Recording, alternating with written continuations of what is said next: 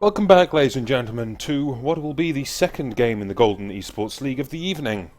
In a slight reschedule of plans, we are not actually going to be casting Born Incomplete vs Turtle Masters.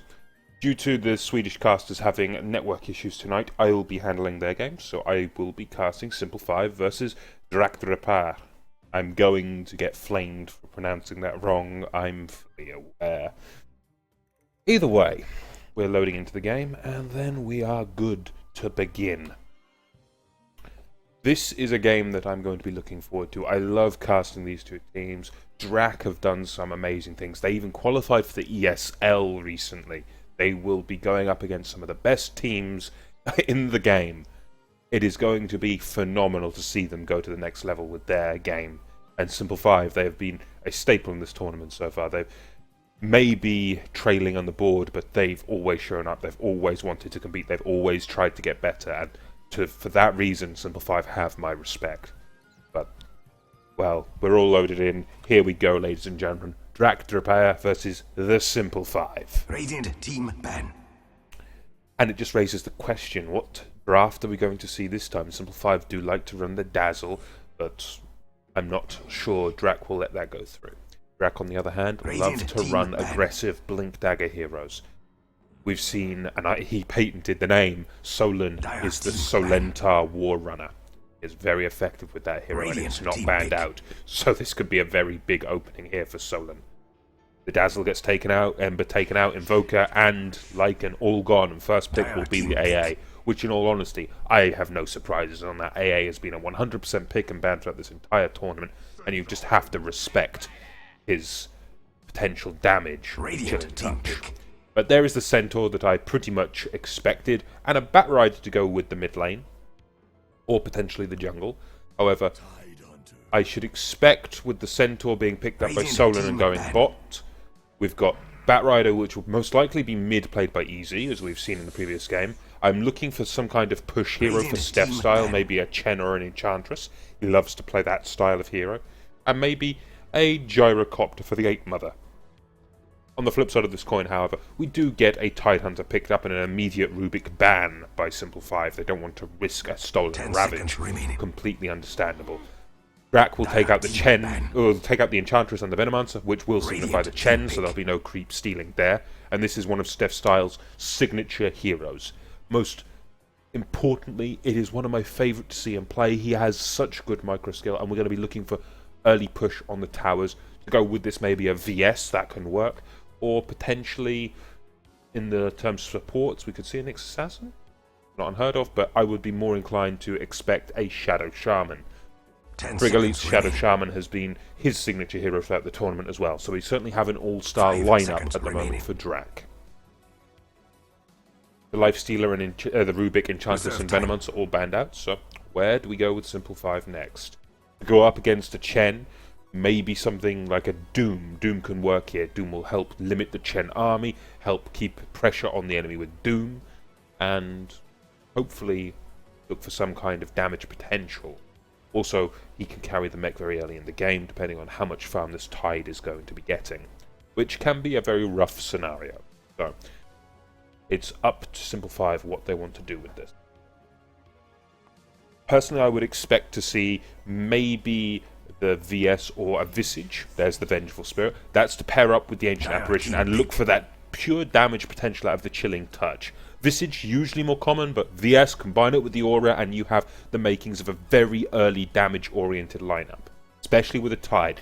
The level 6 potential of Simple 5 right now is quite scary and something that we are going to have to keep in mind moving into the game. But with Drak now having the pick of the litter, I would not be surprised to see a Shadow Shaman pick up here, and for their final pick maybe either the Juggernaut with the ward or the Gyrocopter who can just push with a flat cannon. These are heroes that I have come to expect and purely respect when played by Drak. All of these heroes, at the exception of the Chen, are going to be looking for early Blink Daggers. And Frigalite's Shadow Shaman is going to be the option of the day here. So we are looking for classic Drak. Honestly, though, Simple 5 needs something that can stand up against this push, that can weather the storm And with the supports already picked up, that takes Keeper of the Light out of the picture, although he has been significantly uncommon in this tournament. I believe he was picked up once. I could be wrong on that one. But with a VS, we potentially have a 10 seconds Aura remaining. stack coming up. We could see a Luna, which would not surprise me, bringing more AoE damage 5 to the seconds fight. remaining. However, Luna is sort of limited by the presence of Chen's army. Reserve time. Another good option, potentially, for their mid-hero. With the Invoker obviously banned out, we could see the likes of a Puck being able to come in and silence the Shadow Shaman, Chen, and Bat Rider. But that's assuming they don't get initiated on by the Centaur. And with the Centaur, played by Solon, we have seen, I believe his earliest timing was I want to say 12, but I believe it was more 13 or 14 minute Blink Dagger. And it's just a typical build with Solon. Brown boots, blink, kill. Job done. He'll then move around the lanes, look to engage as much as he can. But it will be a Slark pickup for the simple 5. I'm not sure where they're going to put this Slark. Could this potentially be a mid Slark or a... This one's a confusing one, because Slark can go mid, he can go off lane, he can go safe lane. If you put him mid, he's up against a Bat Rider. And that is a pretty damn 10 good seconds engagement remaining. for him, all things considering. I mean, he can just Dark Pact away all of the stacks 5 of the seconds sticky napalm, but then this raises the question, what are you going to pair with the VS and the AA? Reserve time. And equally, they could turn around on this one and say, okay, Bat, you're going to go into the jungle and with stacking the hard camps, and Shadow Shaman can then come into mid lane. That will deter the Slark picks, well, deter the Slark's effectiveness slightly. But I honestly don't see any changes in the lanes coming from Drak. Just a thought that went through my mind, and Puck being Radiant the team ban out of ban. choice for Drak. I'm expecting for this final pick for it to be a gyrocopter. With this lineup in mind, a gyro would make the most sense. Something with high alpha, something that can farm well and push at the same time. Either that or a juggernaut. 10 seconds remaining. And if Simple 5 are on the ball with their bans here, they should remove 5 seconds completely remaining. the opportunity for a gyro. And they're actually going to take out the Doom. Dire team pick. I don't think we've actually seen Drak run a Doom. I'm pretty sure I'll be poked if I'm wrong on that one. But I'd expect gyro from 8 Mother here. Be interesting to see what they do. And if a gyro is picked up, Simple 5 really needs something that can stand up against Flat Cannon, against the potential damage coming out of a gyro, as 10 well as the seconds lockdown. remaining. It'll be a Mirana for their final pick, so we're looking for Radiant potential team gank pick. attempts. And I do like seeing this from Drak. They never overplay their hand when it comes to how much they pick in terms of what pushes. What are the push heroes in this lineup? Chen and Shadow Shaman. Bat Rider is a fighter, Centaur is a brawler, Mirana is an initiation / semi-carry. If you go too heavy on the push, eventually you'll run out of steam. But with this lineup, they can 10 gank, seconds remaining. fight, push, and control the lanes with no 5 issue. seconds remaining. And now Drak have a very strong lineup to go against Reserve Simple time. 5. Simple 5, on the other hand, with Slark, VS, Tide, and AA, they need something that can come into the front line, something that can pair with an AA and Avenge. Tide will be on the off lane, I'm pretty much 100% certain of that. But to go with these two supports, you really want something ranged that can potentially make good use of the Chilling Touch. Gyrocopter would work for them as well, because it would work with Flat Cannon shredding 10 Shadow seconds Shaman and remaining. Chen.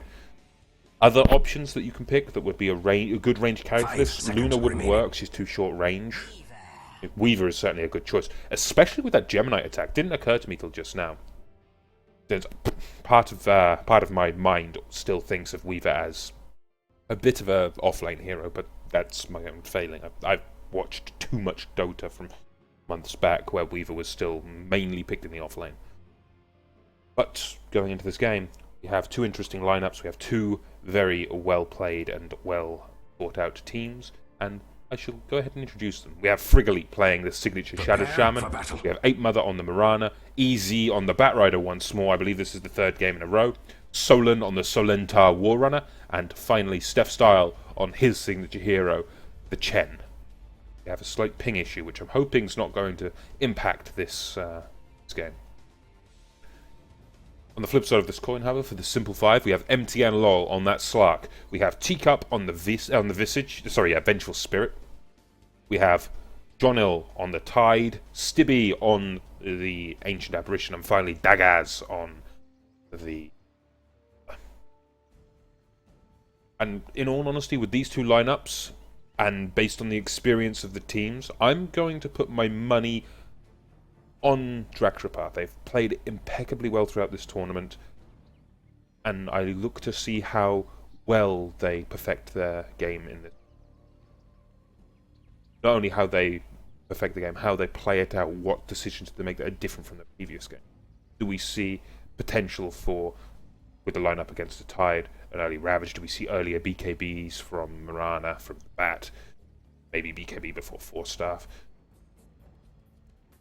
And do we see more items picked up in terms of mobility? Like we know these teams love earlier Blink Daggers, but do we equally see the potential for 4-staffs as well, instead of the Blink Dagger early from the Shadow Shaman specifically? They've got Solentor to initiate. If Frigolite gets caught on the Shadow Shaman, a 4-staff will get him out of trouble, whereas a Blink Dagger won't. Hopefully this will be a quick reconnect from MPN, because we curse connection issues here on the Golden Esports League. We 100% hate them. Just restarting this router, so we should be good. If I look at these two teams, in my mind, everything is in the right place for Drak to initiate. It is up to Simple 5 to be able to counter-initiate. Use that Ravage, the Ice Blast, use Swap to get better positioning, and for Weaver to do as much as he can. But with a Weaver present, I'm expecting to see very early Sentry Wards come up. And we already have a Sentry Ward up for Frigolite on that Shadow Shaman. I'd expect a Sentry, yes, for Steph on that Chen. So that's going to limit Weaver's effectiveness should he be on the top lane, since I'm expecting a potential off-lane Tide. It would force Frigolite to rotate down if he wants to use that Sentry Ward at the bottom lane. Solon will be. Does Solon have any sentries? That's the question. No, he doesn't. He's just been pulled a lot of regen. This amount of regen is going to help him stay in the game and in the lane, but when you're up against an Ancient Apparition, a Venge, and a Weaver, with the extra ability of... of the extra ability of the Chilling Touch, which is going to be providing an extra 50 damage on each swing, that's 200 damage if you get the Geminite proc on the attacks with Chilling Touch. Combine that with just the right clicks coming out of Stibby, the potential for a Sakuchi and Teacup's right click and stun. I don't particularly want to be going up against that tri-lane, even if I'm a Centaur Warrunner. A Centaur Warrunner that has been pulled so much regen. But it does seem like we're looking for a potential aggro try instead, so it'll be Dagaz, Stibby, and Teacup heading up top, and a solo Tide. And tied up against the Centaur Warrunner is a matchup we have not seen in the league. I believe this is the first Tide pickup of the tournament. I'm sure Mavav will correct me if I'm wrong. But as this boils down, we do have a bit of a standoff over this top rune spot. And, well, everyone is lurking nearby. Ape Mother could potentially throw the arrow, and out come the mass pings. They realise, there's been a ward placed, so in comes Steph Style. He's going to deal with this immediately. They actually dropped two they're actually fighting sentries here. Sentry, who got the kill first? The Observer Ward did get picked off. So that's 50 gold going away of Steph Style. He did find a haste rune, but I don't think he's going to be able to find anything with that. He opted for, obviously, that first point in the Chilling Touch. But it'll be up to Dagaz to capitalise out of this Chilling Touch and see if they can't pick off the squishier heroes of this try versus try scenario, try versus duo plus Chen scenario. And that will be Frigolite on that Shadow Shaman. He is incredibly squishy, only 1 armour and only 530 HP. Because Mirana has 4 armour due to that. That's Ring of Protection. But I'm expecting good control coming out of Drak on this aggressive try. They should be able to get a counter-initiation and kill once Steph Star finds a good creep. And to be fair, he's got a decent clout with. It's no Dark Troll Warlord, but you've got to respect the center. Brother of Solon. We'll just keep our eyes on the map for now. In this bottom lane, we're going to have a interesting matchup with the Tide and the Centaur, which, in my mind, should go the way of Solon quite heavily. He does have that extra burst damage coming out of the double edge when he gets level 2, which he now does. And he has the stomp, whereas Tide has slows and damage reduction, although return will be a very interesting factor when it comes to Solon. He's already going to stomp out and just take the CS from Jonil. And I'm wondering how much we're going to see Gush spammed in this engagement on this bomb lane, as I'm going to quickly take a peek around the map and to the mid lane, where we've got an 8-3 Batrider up against a 4-0 Slark. But Easy's going to try to keep best control as he can of this lane, even though that's going to be very hard under the potential Dark Pact escape mechanism. Speaking of Dark Pact, he's already going to have to use it and get out, because that Firefly will potentially kill him if he does not have a leap. He's actually got 2 points up in leap already, so... And Simple 5 do have a neck issue again, so hoping this does not be a big factor. I'm surprised we didn't see the single point up in Essence Shift here, just for potential right-click harass, since he can get the right-click on Easy. If he gets too much tar on him, he'll just Dark Pact it away and leap off if he needs to, but poke and prod at Easy quite easily in my mind. No play on words there. For Drak, we do have a Hellbear Smasher up, so we do have the potential powerful slow coming in for Steph, who's going to rotate in and look to try to pick off most likely Stibby. He is the easiest target here. Peek up back in, we're back underway. But with Ape Mother, he needs to hit the arrows here. If he hits the arrow after the Hellbear Smasher slow, it's going to be a very effective first blood attempt here. But Dagaz is just going to continue to be that pesky bug and just fall back with Sakuchi. Now for him, he's going to be hitting level 2 momentarily, and this is the downside of the aggro try. They are splitting a lot of experience, but it's not going to be as best beneficial for them as they would want. But all the same, he will start to find those levels, and he's now got that point up in Gemini, which does make the Chilling Touch all that more powerful. The extra hit, which is an extra 50 damage minimum. Bottom lane, Solon just continuing to trade with Jonil, and in this matchup we've got a 9 for 3 Centaur versus a 12 and 3 Tide, so Jonil having the best part of this lane, which I did not expect, and Jonil even out-denying Solon, which, to be honest, does surprise me. It is denied. Snatched from the jaws of defeat. Got the supports lurking nearby. They want to try to get an engagement, maybe around the back, but they need a good engagement to do this with.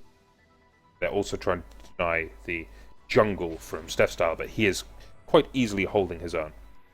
On the complete opposite side of the jungle, no threat of the supports being a pain, and look at his positioning as well. He's going to see with his creep if they loop around this way. If they loop around this way, he's safe because he'll just go through the jungle here, and he's completely fine. Excellent positioning.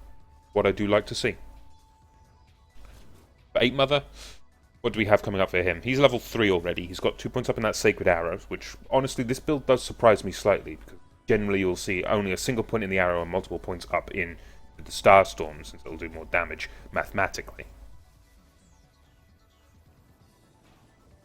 Back mid lane, Easy continuing just to trade into MTN. Easy actually taking a bit more damage than I thought he would, but this is just the potential of the pounce, and that's a level 3 pounce right now. You've got to respect the amount of damage that can do, and if Easy gets caught when he's not under the tower and he doesn't have his own level 6, that's going to be very bad for him.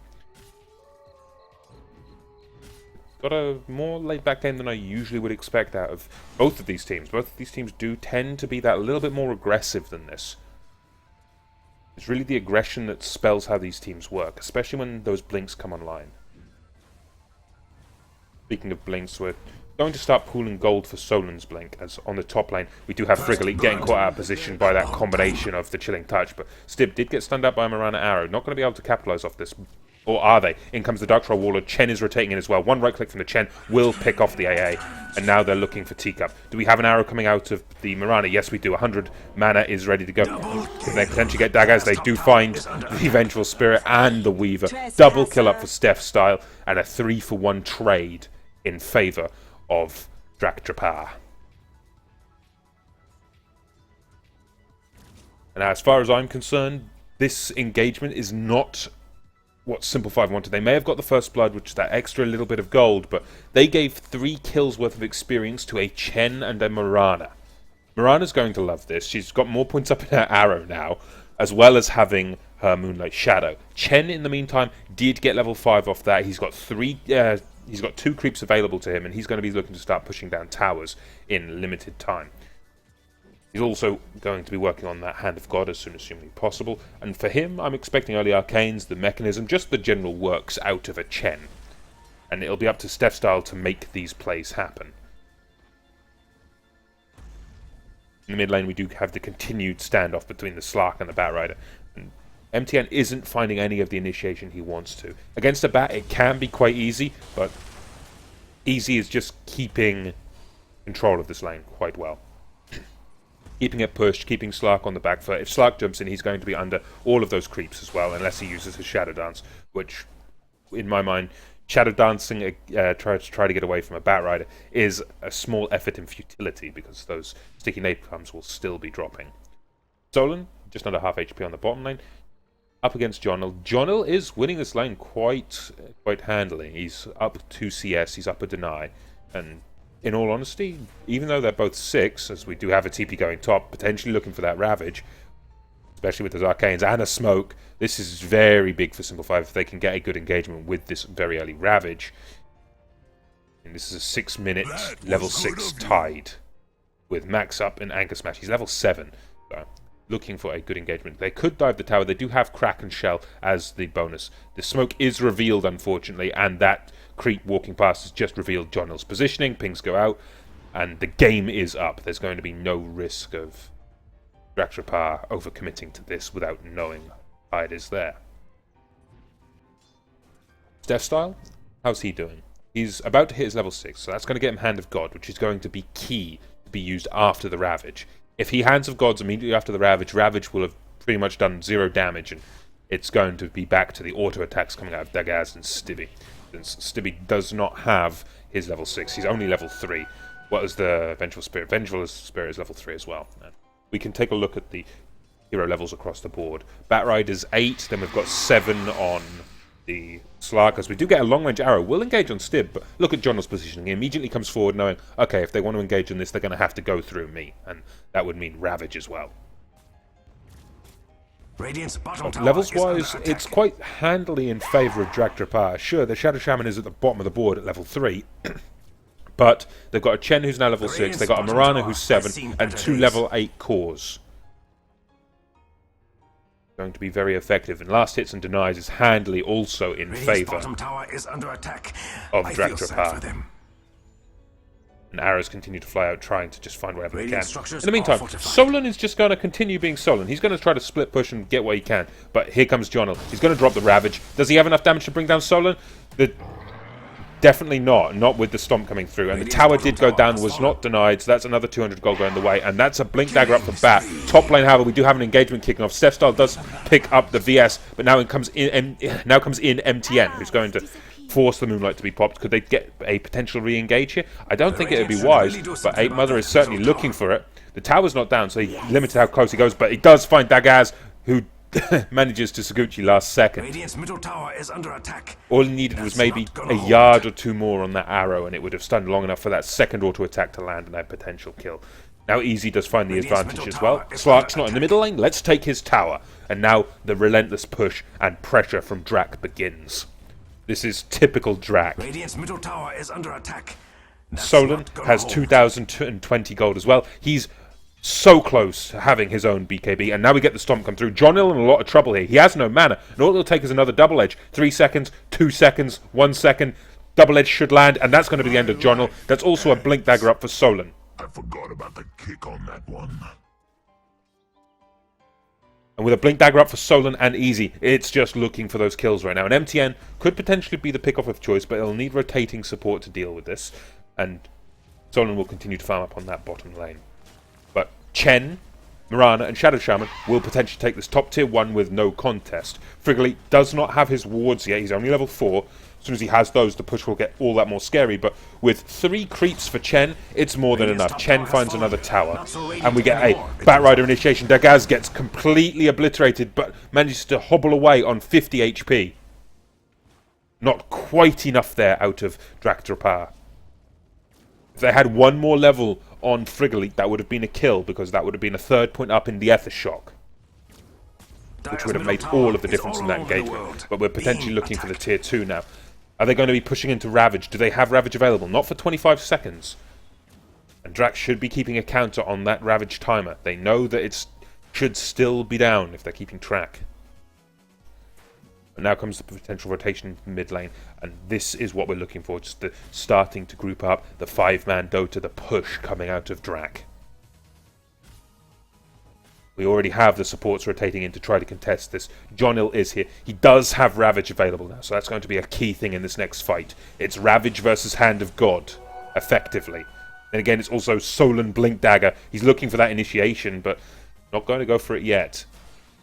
Of course, initiating with a stun straight onto a Tidehunter, you've got to be very wary of Kraken Shell, because that can get him out of that stun and let him cast Ravage almost 100% of the time. So if they drop damage, they need to stun the Tide, but not nuke him enough that Kraken will trigger.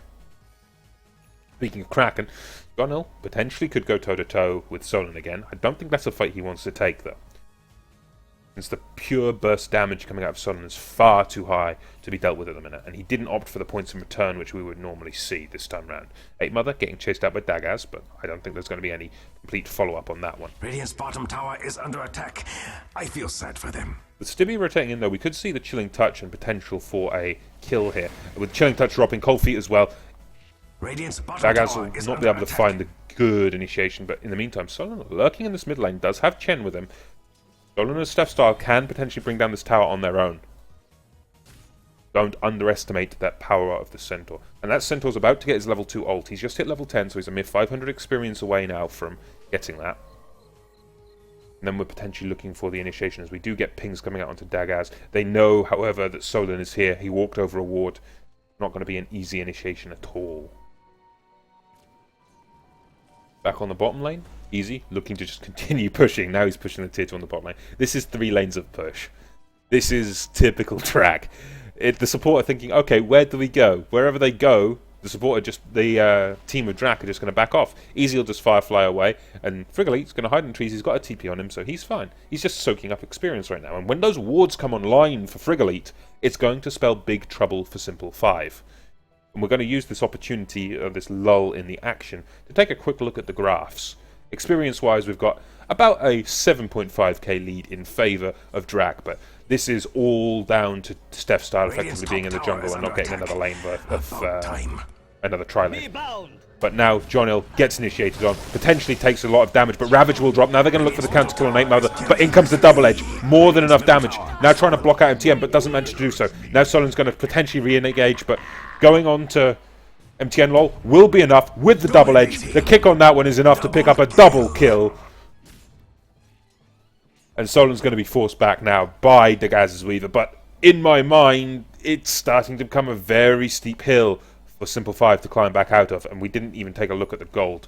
Gold-wise, where's the advantage? That's a 12,000 gold lead. As we get the Blink Dagger forward from Easy, just looking to burn away those creeps before they can damage their own. A 12,000 gold lead at the 14-minute mark. When I said steep hill, I didn't think it was that steep. And, well, Dagaz's going to get stomped, but no chase up on that one from a double edge. Back in this mid lane, we do have the push coming down from Drak again. They're looking for another tier 2, but another tier 2 right now could potentially spell all of the doom in the world for Simple 5. That gold lead is getting insurmountable. The Chen army is here just waiting. Where's the arrow? Arrow comes down. Not going to catch MTN this time. If the arrow did land, that would have been a very bad thing for MTN. And they're just going to harass him back. He's going to force to pop the Dark Pact. And the tier 2 is going to start to take a good amount of damage now. And especially with Easy here. They're looking for the Blink Dagger. There it is. They catch MTN. Drag him back into everyone. And he's going to get obliterated before he even gets out of there. The Ice Blast does drop, but it's nowhere near enough. They use the Stampede there just to back away in time. Equally, though, Stibby could get Blink Daggered on by Solon if he's not careful. And Solon was looking for it. Radiant should really do something about that middle tower. Meantime, we've got Jonil down on the bottom lane. He's going to be forced back. Arrow flies, does connect to Jonil, caught out of position, and in comes his death. Nowhere near enough to get out of this one. A sacrifice. 8 Mother, the sniper himself, doing work this game. Radiant's middle tower is under attack. That's not gonna hold. But while that's happening, the tier 2 is starting to fall. In comes Solon. Blink Dagger initiation. Teacup gonna get double edged. That's the end of him. And Stibby forced back, but in comes MTN. The leap misses. In comes the Ice Blast, though. Stepstyle gonna send back Solon. No risk of this one. Keeping his initiator alive. But he got easy playing ballsy as well. Aggressive play out of all 3 lanes. And right now, Dagaz is trying to get what farm he can, but with an Aquila and power treads only, it raises the question, what's he going to go? What would a Lincoln's actually stop? It would stop the lasso, sure, but there's not much else other than that. Everything else is pretty much non-targeted except Double Edge and Test of Faith / Penitence. I suppose it's the CC from Frigolite as well, but in my mind at this point, it's sort of a steep thing to go if you want to get Lincolns. In my mind, the Weaver needs to get a medallion / BKB combination instead and go for the older style route. The BKB would keep them alive throughout an engagement, sure. It would buy them time, maybe a fight or 2 before the BKB starts to be too short to be effective. But right now, Simple 5 are on the clock. They're losing tower after tower. They lost the tier 2 bot. They lost the tier 2 mid. Single tier 2 still standing and is already damaged. Steep hill to climb. We'll take this opportunity to take a quick look at items. For AA, we have a booster, a point booster, sorry. Complete dirt by me there as Dagaz gets completely obliterated by this combination, but the Ravage is more than enough to clean up one. Can they find Solon? The dust is there. Solon could potentially be brought down as well, and will be. Double kill. And we're going to be looking for an Aghanims on to Stibby with that point booster.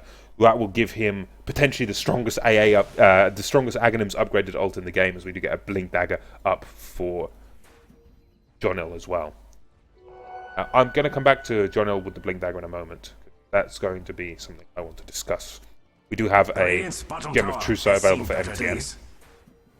And Teacup is just going to continue to buy wards, do what he can for his team. Other side of the coin, however, we've got what will be a Pipe of Insight coming up for Solon. For Steph Style, we have that mechanism. He's going to be going for an Aghanims as soon as humanly possible, so he's got that 30-second cooldown on Hand of God. Up on Mirana, we have a Yasha. That's going to be a Manta style. For Frigolite, he's got the Arcanes, he's got an Urn. For him, I would think he's going for a Blink Dagger. It's something I've come to expect out of Frigolite and his Shadow Shaman. Finally, up for the Bat Rider, we do have the Blink 4-staff combination. Potentially a BKB next for him so he doesn't get stunned out. But coming back to Tide and this choice of a Blink Dagger. The Blink Dagger is really for if you are the ones initiating.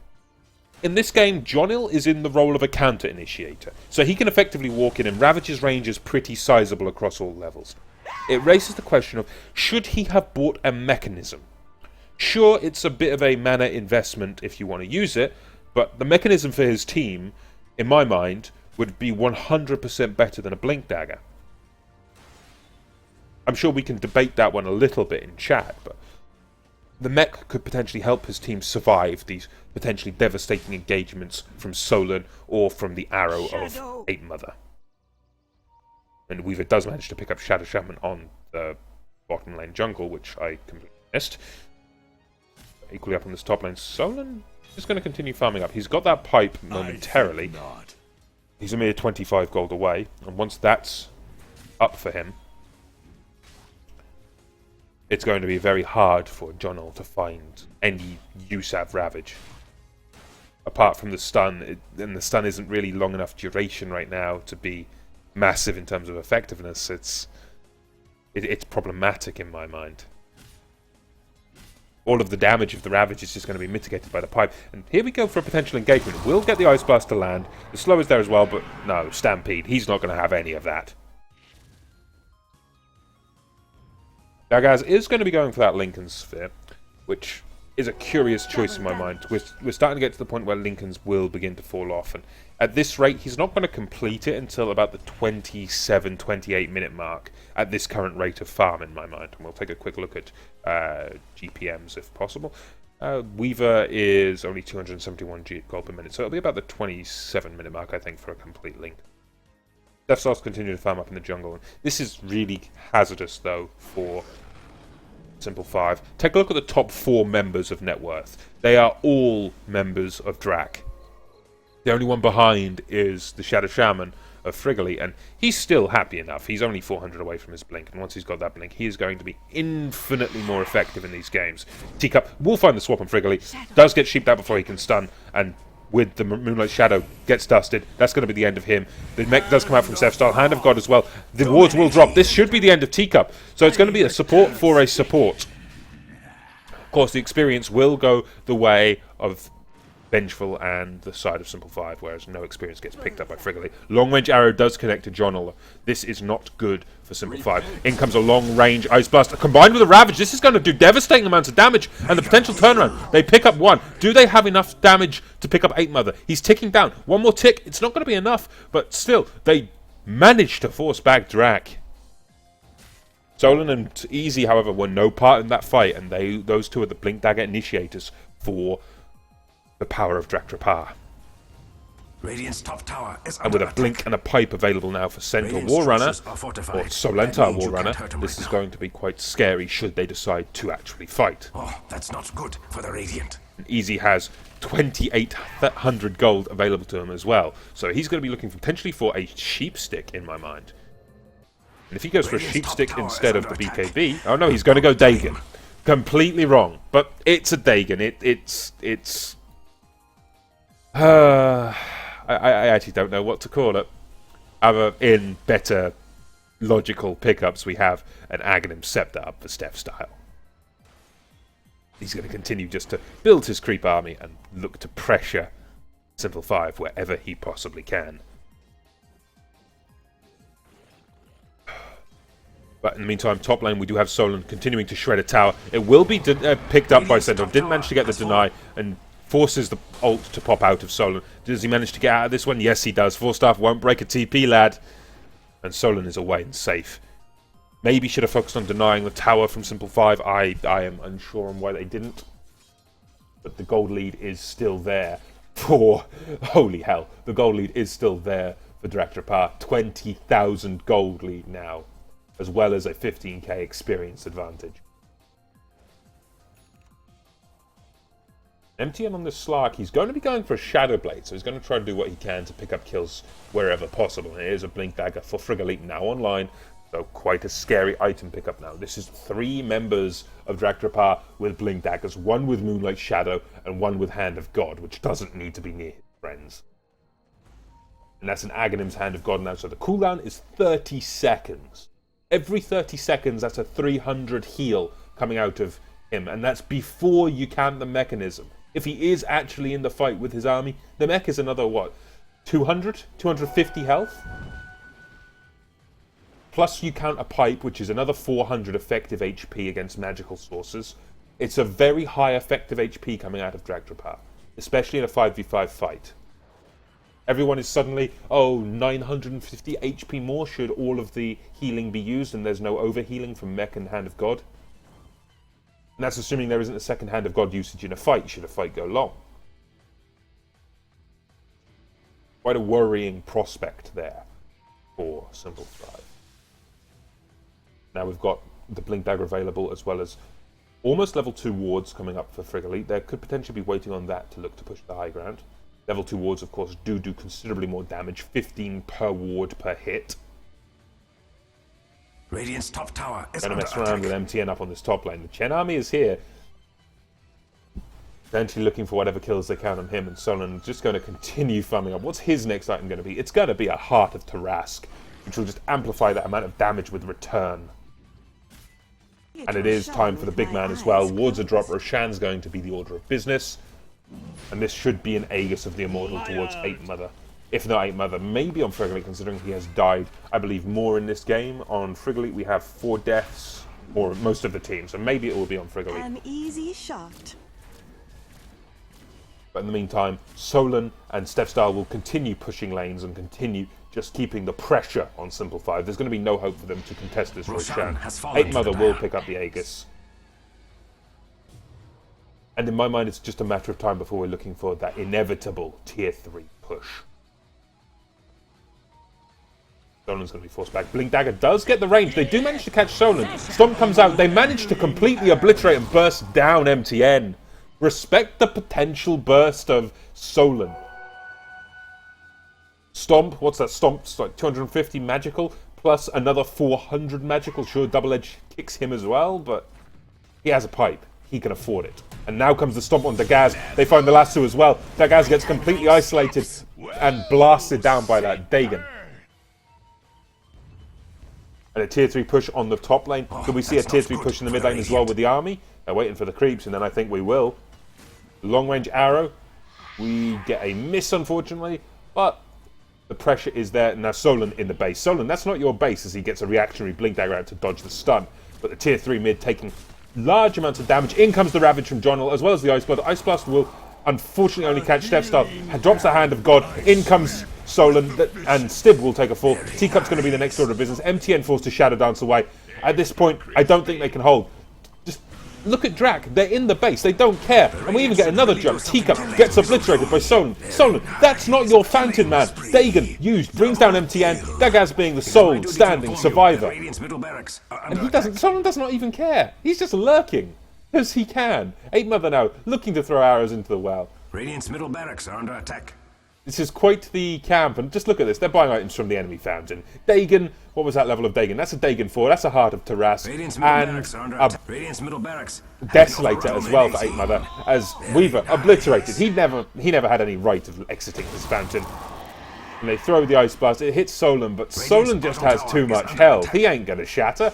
Now they find the Blink Dagger Initiation. Stibby dragged out, but gets swapped out by Teacup, trying to keep his friend alive. Arrow comes in, connects to Dagaz, but the Dagon says goodbye, Vengeful Spirit. Now they just hail down auto attack. Stibby will most likely take a fall. One more attack is more than enough. Hand of God dropped again. 30-second cooldown being oh so effective. And GG is called. Simple 5. They tried, but they could not stand under Solon and Drakdräpare. Dire victory, and well deserved. And this is what I love to see. Just the tactical approach Drak have. They'll get their early blink daggers, they'll look to keep pressure on while making other calls. They'll pressure 2 lanes, take a tower and a third. They'll pressure 2 lanes, take a Roshan. And they'll look to take up whatever fights they want. But Drakdräpare will take the win. Either way, ladies and gentlemen, I believe that is our last game on the Golden Esports League tonight. So, thank you for joining us. I look forward to seeing you guys again on Thursday, where we have 2 more games for you in English commentary, and 2 more, hopefully in Swedish, should the connection be up for them. And on that note, ladies and gentlemen, peace out from me. I'll say good luck to Drak in the ESL. You guys, best of luck to you. And I shall see you guys on Thursday with another edition of the Golden Esports.